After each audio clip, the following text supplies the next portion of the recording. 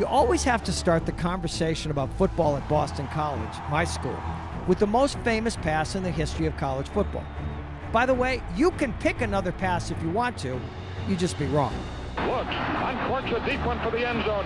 Phelan is down there. Oh, he got it! He got it! He got it! Touchdown! Flutie did it! It was Doug Flutie to his pal Gerard Phelan in Miami on the day after Thanksgiving in 1984. We don't call it a Hail Mary pass in our school because that would be considered practically sacrilegious. Just the pass. But whatever romance is now attached to our school and our program, and we're looking for more tonight when number 3 Florida State comes to Chestnut Hill, began in that moment, a play that most college football fans now feel they know as well as they do their screen names. It wasn't some big upset that day in Miami. BC won the Cotton Bowl a month or so later and ended up number 4 in the country that year. It just felt that way. Because of Doug's size, people began to think of us as giant slaves. Then there was BC versus Notre Dame in 1993 when Notre Dame was number 1 in the country, having just beaten Florida State the week before. See how this all starts to come together?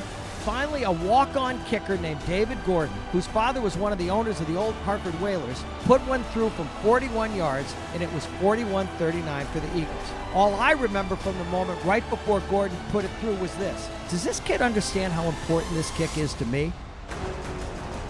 We thought we were going to beat number 8 Florida State a few years ago before Jameis Winston had the audacity to throw a Flutie-like pass at the end of the first half to change the game. Winston stays on his feet, launches one in a single coverage, and it is caught!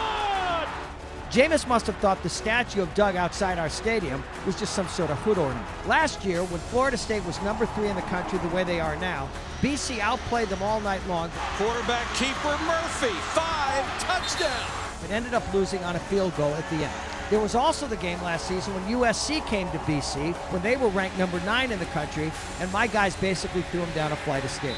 Now it's BC Florida State tonight, Friday Night Lights in Alumni Stadium. And it's worth pointing out that the quarterback for the Seminoles is Everett Golson, who used to be at Notre Dame, where they still remember what happened to them in '93 when the Irish were the top-ranked opponent for BC. I'm not predicting an upset. I'm just connecting the dots here.